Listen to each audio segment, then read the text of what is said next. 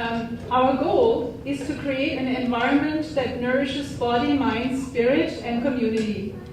If people's needs are met in compassionate and simple ways, the environment surrounding them will prosper. Hi, first of all, welcome on behalf of Trinity Lutheran Church. We are pleased to be the venue for your event. And also thank you to Marilyn for the nod to the First Nations Treaty 6.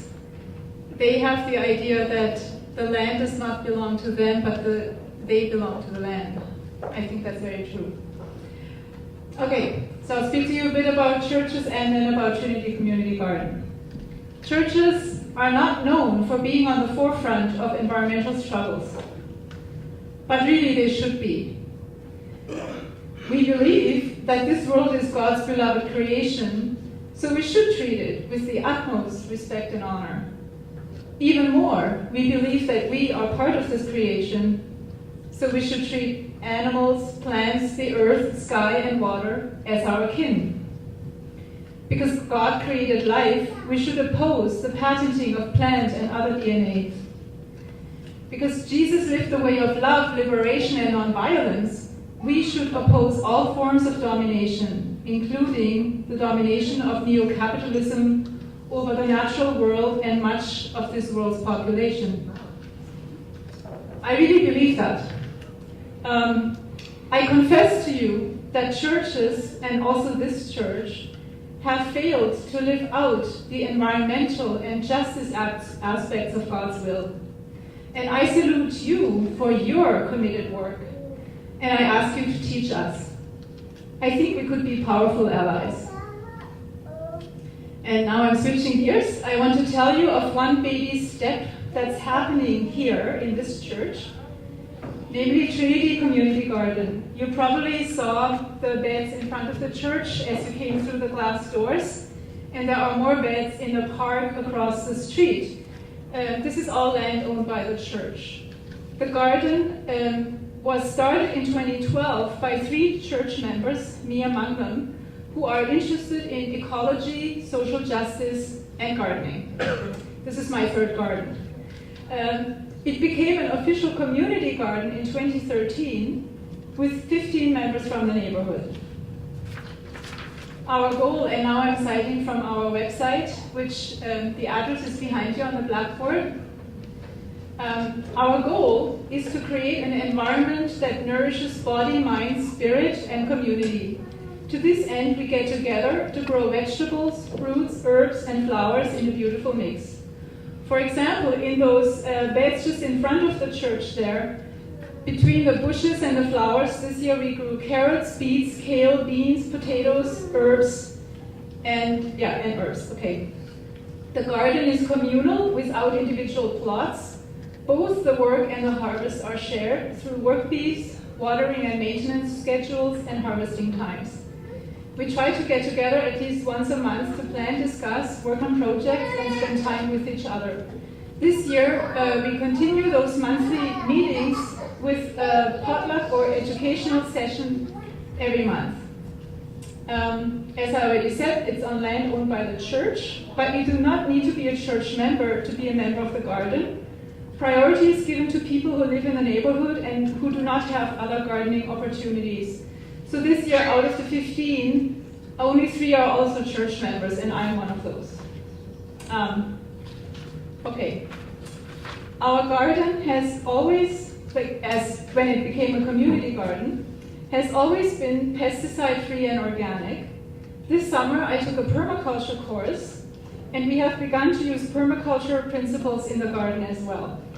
For example, composting is becoming a priority. Next Saturday morning, there's a compost workshop here that's open to anyone who wants to come. You can go to the website and look. And we have a plan to make the garden a community composting site, so where people from the neighborhood can drop their leaves rather than putting them in the garbage collection. Next year, we will also move to more mixed planting in the park. In the park, all the beds have been sort of monocultural, like one bed for carrots, one for potatoes, etc.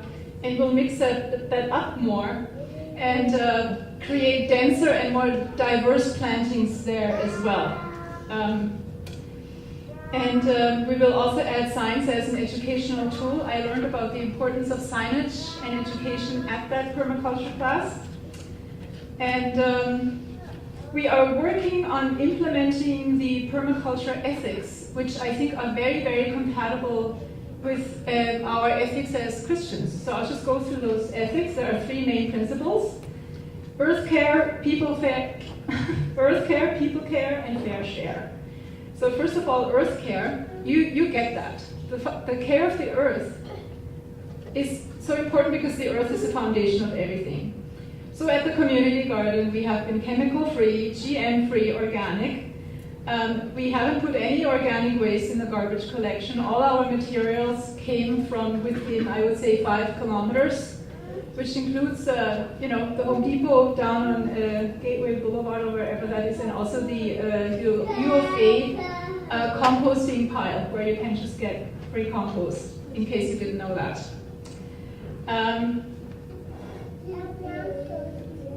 As I already said, the garden now has denser and more diverse plantings, especially on this side, than before. Before on this side there were junipers and a sad row of annuals. And now, especially in the summer, it was really rich and full. People care. If people's needs are met in compassionate and simple ways, the environment surrounding them will prosper. So we meet, of course, the need of people to garden, especially those who don't have gardening opportunities because they live in apartments. We try to meet the needs for beauty, for affordable, healthy food, for exercise, outdoor activity, a place for creativity, community, and mental health. Every work bee that I go to, I realize how the stress just drops away from me. We also have met our homeless neighbors in the garden. They have helped us, and we have shared produce with them. We have also made donations to the community dinner, which happens here twice a month, which is a dinner that's open to all, and it's mostly marginalized people who come to that dinner. Fair share, that means create a yield, but set limits to that yield and share the surplus. Setting limits, sharing the surplus, that's a very different ethic from neo-capitalism, and actually a much more biblical ethic too. So I already talked about our yields, community, beauty, produce, mental health, all that. We limit ourselves by limiting our water use. We also have a limited number of gardeners. We try not to overwork the space, so we can't have 30 gardeners in there, only 15. We have communal beds, so that means that when you go and you see that stuff is ready to harvest, you can't take it all because there are other gardeners. So that's also good practice in limiting yourself. And that brings me to the sharing. So of course, communal beds encourage sharing. We also share the labor. So for example, this year someone had an injury and couldn't work in the garden. We said, no, don't worry about it. We're not kicking you out. You can stay in the garden and we'll just do the work until you're fit again, which wasn't until August. And now she's back and we're all very happy. We share the yield in potlucks among each other, and the donations to the community dinners that I mentioned. We share knowledge just by having inexperienced gardeners working alongside experienced ones, and also our educational events, which start on Saturday. We share the power, and so far all our decisions have been consensus-based. We have an open governance model with opportunities for people to take leadership positions.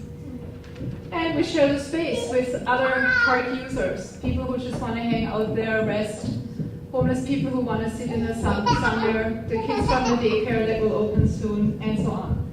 So that's Trinity Community Garden, a small project, but it has already produced wonderful results, in my opinion, and I think has the potential for much more.